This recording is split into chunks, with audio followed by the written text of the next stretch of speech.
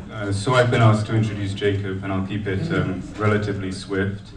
I won't go through all the accolades, or we'll be here for quite a long time.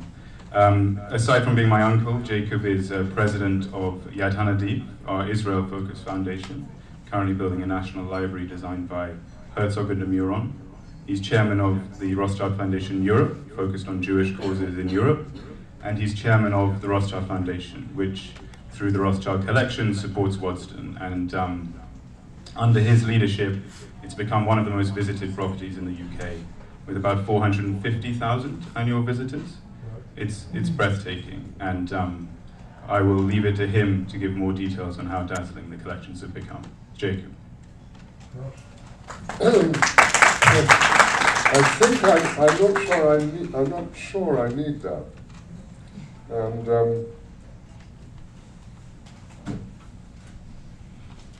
well, look, first of all, thank you for coming very much. A lot of old and friendly faces, young and friendly faces. And thanks, James, and thanks, Chairman. It was really nice of you. Well, I'm going to talk a little bit about Waddesdon. It's just over an hour from London, on the way to Oxford. And it was created in 6 years by Baron Ferdinand. And there are no less than 6 family stately homes. They bought land all in that area, my family, in the Vale of Aylesbury. And it was said that a Rothschild could stand on the roof of any one of them and wave to the others. They were closely knit. For Ferdinand, though, Waddesdon was more than simply bricks and mortar. He really built it because his wife tragically died in childbirth. She was called Evelina, an English Rothschild, and it became Ferdinand's consolation.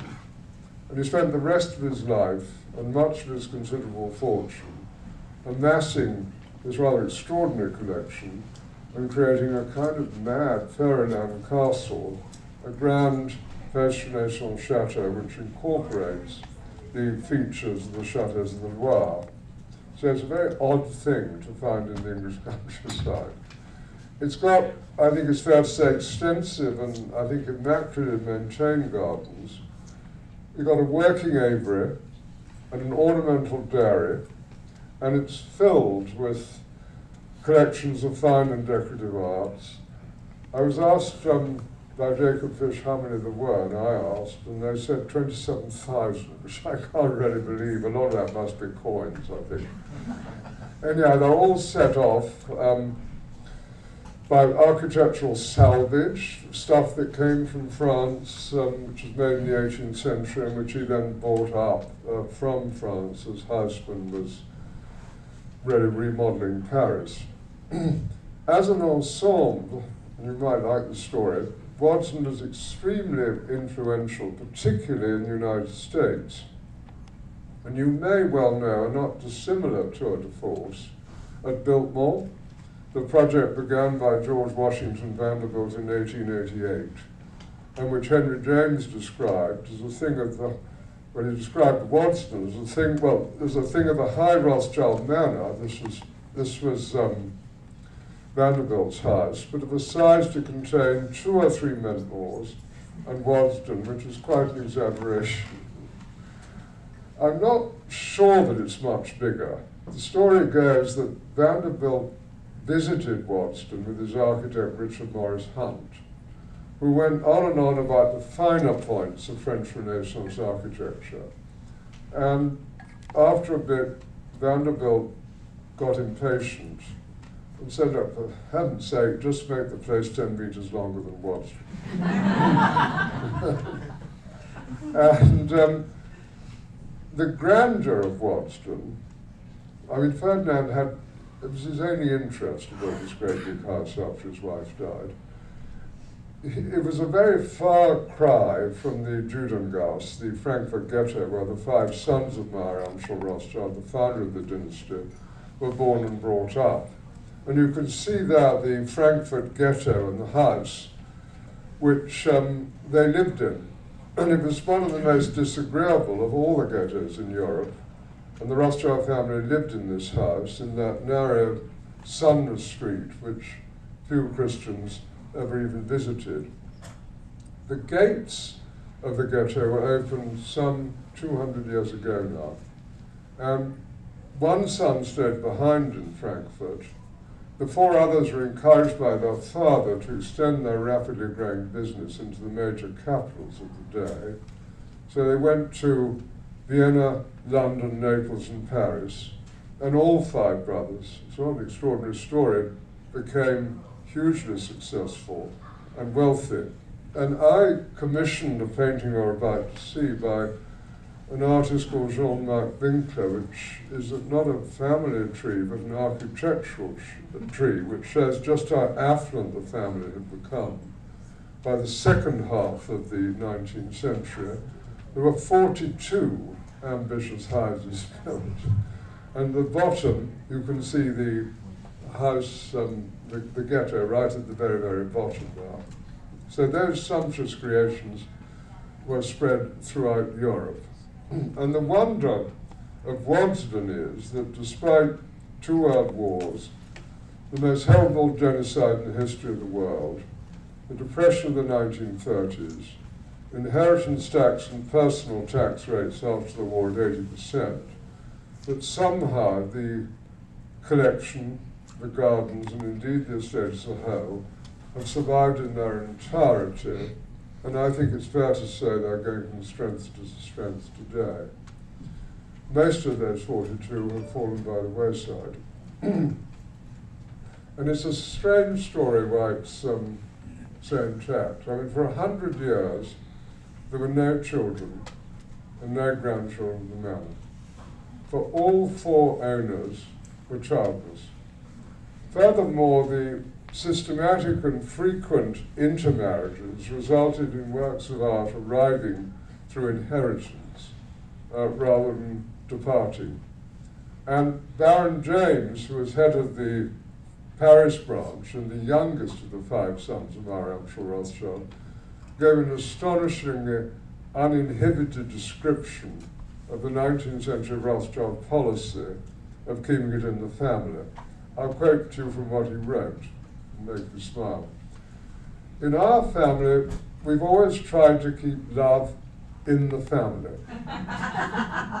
In this sense, it was more or less understood since childhood that children would never think of marrying outside the family, so that our fortune would never leave it. You couldn't write that today. Anyhow, the change from being a private house to a public institution, the mixed marriage between the National Trust and my family, I think it's fair to say has been a successful and happy one, and I believe unique of its kind. And last year we had 450,000 visitors.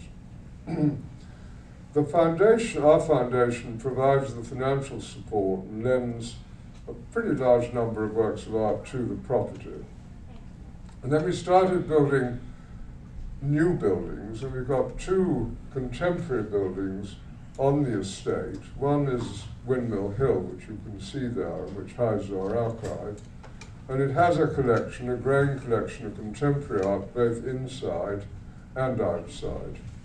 More recently, we built this house, faced in flint, and apparently emerging from the depths of the earth.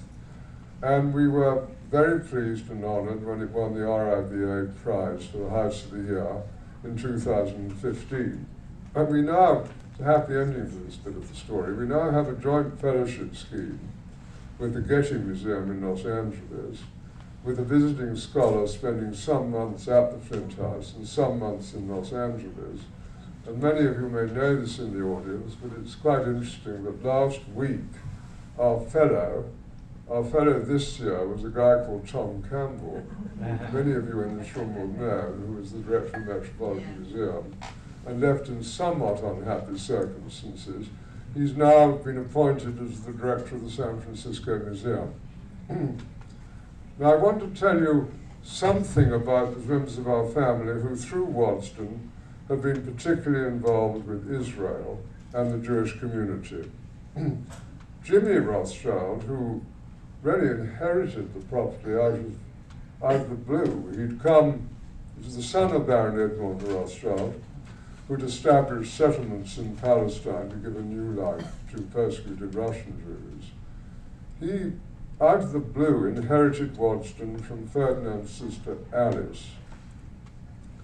He left Paris for England after the Dreyfus case, and his wife, Dolly, helped Chaim Weizmann in his stupendous efforts to establish the State of Israel by connecting him into the establishment of Great Britain.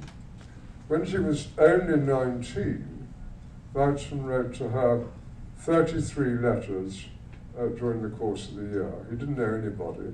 He was a fairly impoverished chemist in Manchester, and she had contacts and introduced him to people like Lord Crewe and Lord Rosebery. And I think it's fair to say that the Balfour Declaration might not have happened without her and her husband's support. Jimmy Rothschild, throughout his life, was a passionate supporter of the Jewish community.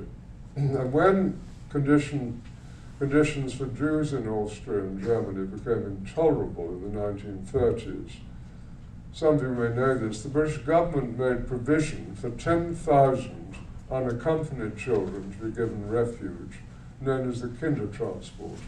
And Jimmy and Dolly offered to help by providing a home for 30 of those children at Waddesdon. It was literally a last-minute escape. Now, Jimmy and Dolly were also childless, and in effect, those 30 children became theirs. And interestingly, almost all of them had successful careers. One, for example, was a golf professional, and another looked after the estate of a British Earl. On my side of the family, the first Lord Rothschild became the first Jewish peer in 1885, and his successor, Walter, was a deeply eccentric individual with a passion for collecting specimens of natural history, including giant horses. You can see him riding one of them, butterflies, beetles, birds, and fleas. And if you come to the Waddesdon area, you can see his collection at an extraordinary museum at Tring, which was my side of the family's property. It's only about 10 miles from Waddesdon. And surprisingly, very surprisingly really, given his temperament, he was converted to Zionism by my Hungarian grandmother, Rosika, and he fell under Weizmann's spell. And he was seen as the lay leader of the Jewish community, and the Balfour Declaration was therefore addressed to him. Now, my late cousin left me with responsibility for Waddesdon and for our foundation, Yad Hanadi, which James mentioned, which is based in Jerusalem. And today we continue our forebears' work there.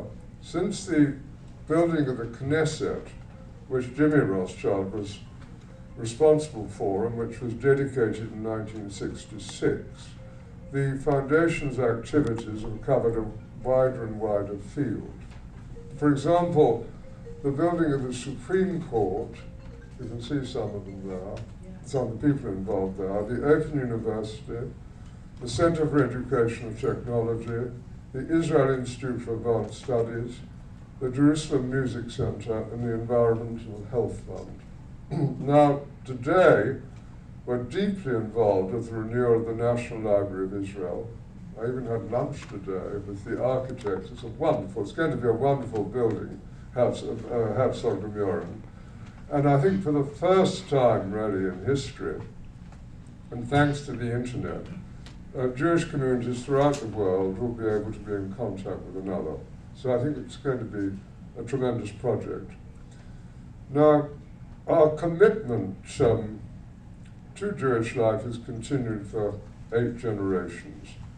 And again, James, I want to thank you both for your support this evening and for your support of Waddesdon. Sent us some very good pictures. And also as a trustee of Hanadi. Happy you're here tonight, and thank you for what you've said. My hope, of course, is that Waddesdon will prosper as a place and as a centre for our family's continuing efforts in the United Kingdom and Israel for generations to come. Hopefully, some of you will come to Waddesdon, its collections and its gardens, and a room we're creating which will show the family's role in the Balfour Declaration and our support for Israel. You'll see there models of the Supreme Court building and of the Library building, which is now under construction, as you've seen. At the Windmill Hill building, you can see early documents, photographs and correspondence relating to Baghdad settlements in Pika. That was the Palestine Jewish Colonization Association, which was set up to support those early settlements. Now look, inevitably, because of time, I've only given you a snapshot, perhaps snapshot's long enough, of our family, the property of Waddesdon, and our relationship with Israel. There's so much more to say, and even more to see. So I hope you might come to Waddesdon, and meanwhile, thanks for coming this evening. This event, I'd like to say, couldn't have happened without the support of Jacob Fish, who has connections with us and with many of the guests here. He's a vital link between the National Library of Israel project and Waddesdon. And then I'd like to thank Sothebys. 100 years ago, we used to own 25% of Sothebys. And you still can. Idiotic Sothebys. Then I'd like to thank Tad Smith, your chairman, Natalie Convoy, and Jennifer Roth for so generously hosting us and welcoming this evening. Thank you very much.